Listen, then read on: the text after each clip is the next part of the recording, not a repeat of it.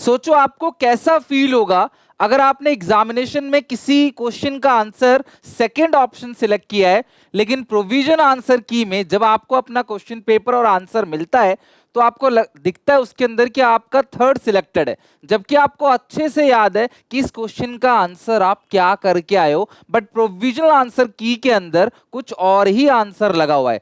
इससे बड़ा मिसमैनेजमेंट, इससे बड़ा प्रॉब्लम शायद ही किसी पेपर में होगा। क्या क्रेडिबिलिटी रह गई एनटीए की, क्या क्रेडिबिलिटी रह गई सीयूईटी की। आप में से बहुत सारे ऐसे बच्चे हैं जिनके कल से मेरे पास मेल आ रहे हैं, मतलब परसों से जब से प्रोविजनल आंसर की रिलीज करी है एनटीए ने, मेरे को मेल आ रहा है। मेरे खुद के एसपीसीसी टू एसआरसीसी 3.0 के कितने सारे बच्चों ने मुझे कॉल करके बताया, सर हमें अच्छे से याद है हमने कंप्यूटर पे इसका आंसर कुछ और सिलेक्ट किया था, अब ये आंसर कुछ और आ रहा है। उस बच्चे का मनोबल कितना गिरेगा। अगर आपके साथ भी ऐसा हुआ है तो ये वीडियो आपके लिए है। एक बार कमेंट सेक्शन में जरूर बताना किन किन बच्चों के साथ ऐसा हुआ है कि उन्होंने आंसर कुछ और सिलेक्ट किया था ड्यूरिंग एग्जामिनेशन, अब उनके आंसर की में कुछ और ही आंसर दिखा रहा है। ये कितने बच्चों की प्रॉब्लम है एक बार मुझे कमेंट सेक्शन में बताना। मैं जानता हूं कि एनटीए में शुरू से हजारों प्रॉब्लम है, फॉर्म भरने से लेकर एग्जामिनेशन तक, आउट ऑफ सेंटर तक, आउट ऑफ सिलेबस के क्वेश्चन तक, उसके बाद आउट ऑफ सिलेबस के क्वेश्चन के बाद दोबारा रिकंडक्ट होते हैं पेपर, और उन कुछ बच्चों को, सबको नहीं, कुछ बच्चों को दोबारा मौका मिलता है कि वो दोबारा अपना पेपर दे सके। उसके बाद भी जब आंसर की में आंसर गलत आ जाए तो सोचो कैसा फील होगा। मैं हाथ जोड़ के रिक्वेस्ट करना चाहता हूं नेशनल टेस्टिंग एजेंसी से कि अगर ऐसा कोई भी प्रॉब्लम क्रिएट हो रहा है, मेरे को कई सारे बच्चों ने बताया, एक बच्चा दो बच्चा नहीं, 100 ऑफ स्टूडेंट्स ने मुझे बोला कि सर ये प्रॉब्लम आ रही है, मेरे पास मेल्स हैं, तो मैं रिक्वेस्ट करूंगा एक बार दोबारा रिकंसिडर किया जाए, और जब फाइनल आंसर किया है उससे पहले उन बच्चों का आंसर एटलीस्ट सही रिकॉर्ड हो। वो क्या सोचेंगे यार, कुछ साफ साफ उनको पता है उन्होंने कुछ और सिलेक्ट किया है, आंसर कुछ और आ रहा है। और एक बहुत बड़ी प्रॉब्लम और है एनटीए के अंदर कि इनका जो प्रोविजनल आंसर की आया है, मैं एक अपडेट भी आपको दे दूं कि सीएसएएस का जो फर्स्ट फेज है वो ओपन हो चुका है। तसल्ली से आराम से सारे डॉक्यूमेंट्स को इकट्ठा करते हुए आप आराम से फॉर्म फिल कर देना। कल भूपेंद्र सर ने फॉर्म फिलिंग की वीडियो भी मेरे चैनल पे डाल दी थी, आप देख सकते हो कि फॉर्म फिलिंग कैसे करनी है। एंड प्लीज ये वो टाइम है जहां पे सब आपको मतलब कि ऐसा बोलेंगे कि यार एक चीज है हमारे पास, वो हम आपको दे देंगे 500-1000 रुपए का, तो आपका हो जाएगा, आपका नंबर चाहे कुछ भी हो, आपका स्कोर चाहे कुछ भी हो, आपका एडमिशन हो जाएगा।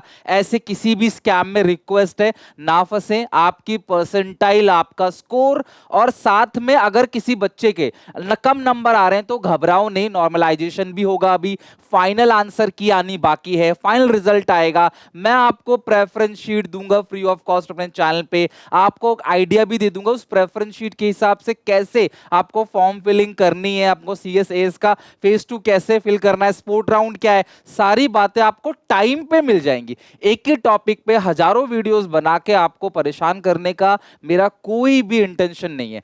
जब चीजें इंफॉर्मेशन आएंगी आपको टेलीग्राम चैनल पे मिल जाएगा, लिंक डिस्क्रिप्शन में है, टेलीग्राम चैनल को ज्वाइन कर लो, वहां पे सारी इंफॉर्मेशन आपको अप टू डेट मिल जाएगी। अच्छा एक चीज और है, जब एनटीए ने अभी करना क्या मैं आपको बता देता हूं। सबसे पहले तो सीएसएस का फेज 1 भरना है आपको, ठीक है, टाइम है, अभी लास्ट डेट आई नहीं है, अच्छा खासा टाइम मिलता है। सीएसएस का फेज 2 जब ओपन होगा उससे पहले तक भी, उसके बाद भी सीएसएस का फेज 1 ओपन रहेगा।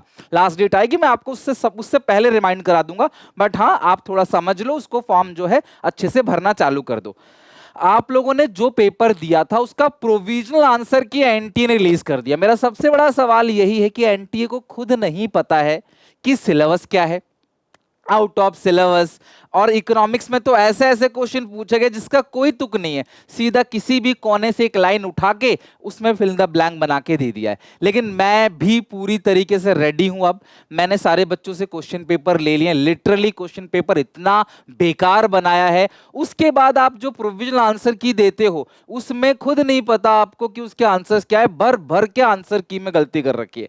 अब इतने सारे शिफ्ट हैं, इतने सारे डेज पे पेपर हुए, सबके एक एक आंसर बनाना प्रैक्टिकली नेक्स्ट टू इम्पॉसिबल है। लेकिन मैंने कुछ बच्चों के, जब उन्होंने मुझे क्वेश्चंस भेजे, मैंने देखा लिटरली प्रोविजनल आंसर की में उनके आंसर्स गलत दे रखे हैं, और आपको चैलेंज करने के भी एक लंबा प्रोसेस, और साथ में डॉक्यूमेंट का प्रूफ कलेक्ट करते हुए 200 रुपए आपको देने पड़ेंगे। बच्चा जब फॉर्म भरता है तब भी आप फीस लेते हो।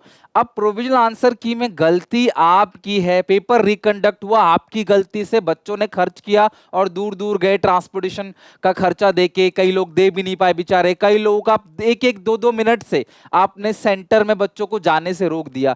अगर ट्रैफिक लगा हुआ है, अचानक से कहीं एक्सीडेंट हो गया, किसी एक लिटरली एक मेरे बच्चे का एक्सीडेंट हो गया और उसने वो एक्सीडेंट के बाद भी वहां पहुंचे, फ्रैक्चर के बाद भी स्टिल उसको एंटर करने नहीं दिया गया। कई सारे बच्चे 1 से 2 मिनट लेट हो जाते हैं ना, एग्जामिनेशन का स्टार्ट नहीं हुआ, एग्जामिनेशन का जो लास्ट टाइम रिपोर्टिंग टाइम होता है उससे अगर 1-2 मिनट लेट हो गए, यार लीगली मान लो बच्चा लेट हो गया, बट एक कोई बच्चा लेट थोड़ी होना चाहता है एग्जामिनेशन हॉल के अंदर, कुछ उसके रीजंस होंगे ना, प्रॉपर रीजंस होंगे। जाम लग गया, गाड़ी फंस गया, आधा घंटा लेट हो गया, वो 2-4 मिनट आपके क्लोजिंग टाइम से, not examination start time, like start 3 बजे होने वाला है, क्लोज मान लो 2 बजे होता है, वो 2:05 पे पहुंचा है तो आप उसको एंट्री नहीं ले रहे।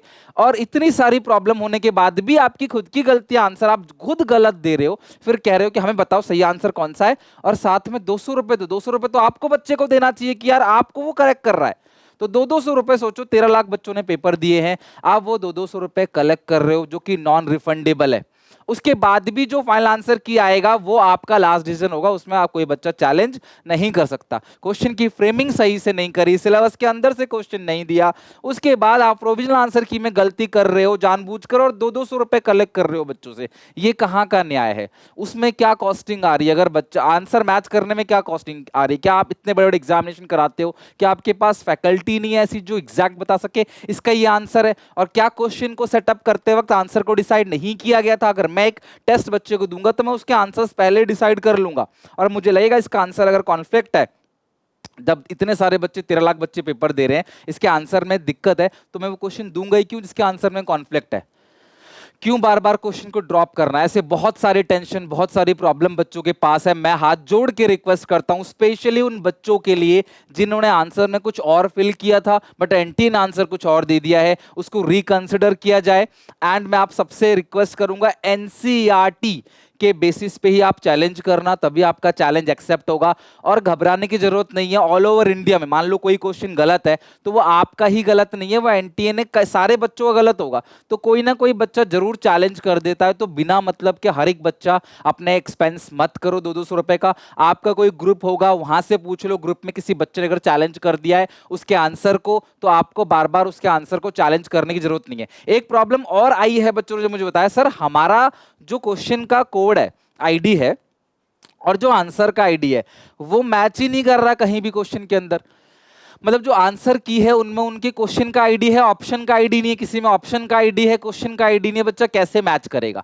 तो मैं तो यही कहूंगा क्लास, ये सारे फ्लॉज एनटीए में भरे पड़े हैं, और मैं खुद बहुत ज्यादा परेशान हूं अपने एजुकेशन सिस्टम से, जो बच्चों को इतना हैरेस करता है, इतना हैरेस।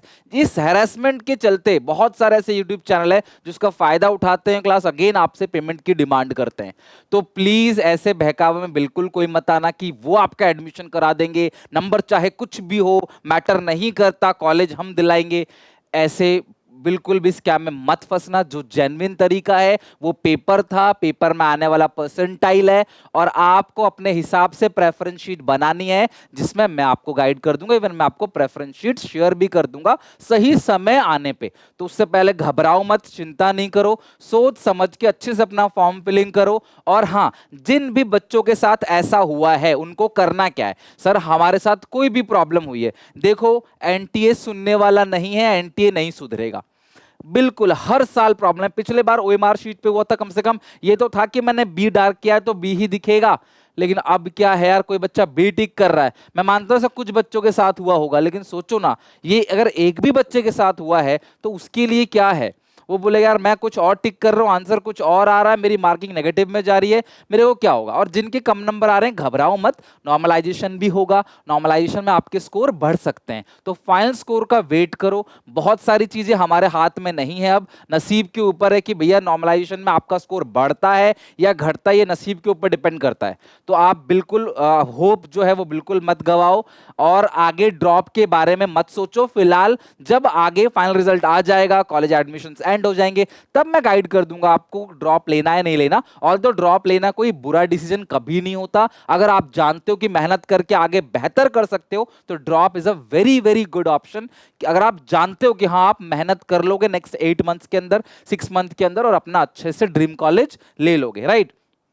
तो जिन भी बच्चों के साथ ऐसा हुआ है, कोई भी प्रॉब्लम है, वो एक बार मेल कर दो। मैं जानता हूं एनटी ने अपने हेल्पलाइन नंबर दे रखा है, मेल दे रखा है, लेकिन एनटी किसी को रिप्लाई नहीं करेगा। 200-200 रुपए वो सबसे लेंगे, फॉर्म फिलिंग के 500-1000 रुपए वो सबसे लेंगे, लेकिन उनके पास इतनी ह्यूमन रिसोर्सेज भी नहीं है कि वो बच्चों के डाउट्स को ले सके। और जो कॉमन डाउट्स है, मैंने हमेशा से आप लोगों के लिए स्टैंड लिया है, क्योंकि मुझे पता है, मैं फील करता हूं कितना बुरा लगता है किसी भी एक बच्चे की जिंदगी अगर खराब होती है और हम हेल्पलेस से कुछ नहीं कर पाते। तो मैं भी अपनी तरफ से मेल कर चुका हूं, आप भी अपनी तरफ से एनटीए को जरूर मेल कर दो कि ये प्रॉब्लम हमारे साथ की जा रही है। हमने कुछ और आंसर दिया था, वो कुछ और आ गया, मे बी कुछ एरर हो कंप्यूटर में, और वो बाद में नेक्स्ट टाइम जब फाइनल आंसर किया है तब आपका आंसर आपको सही दिखे। होप करता हूं कि आपको आपका ड्रीम कॉलेज जरूर मिले। कोई डाउट कोई दिक्कत हो कमेंट सेक्शन में पूछ लेना, एंड प्लीज टेंशन मत लो, घबराओ मत, फेथ रखो ईश्वर के ऊपर कि आपको ड्रीम कॉलेज जरूर मिलेगा। बाकी जिन बच्चों के साथ ऐसा हुआ है मुझे कमेंट्स में बताओ कौन कौन से बच्चे हैं वो, और इनको मेल भी जरूर करो। मास मेल करोगे तभी उन तक बात पहुंचेगी, उनको समझ आएगा कि हाँ यार सिस्टम फॉल्ट है, ये बच्चे की गलती नहीं है। और उन बच्चों का दोबारा आंसर की जो है फाइनल आंसर की जब आएगा ना फाइनल बिल्कुल, तब उनको आपको उनका आंसर होपफुली सही दिखे। ठीक है, all the best, take care, मिलता हूं नेक्स्ट वीडियो में, टेक केयर, बाय बाय।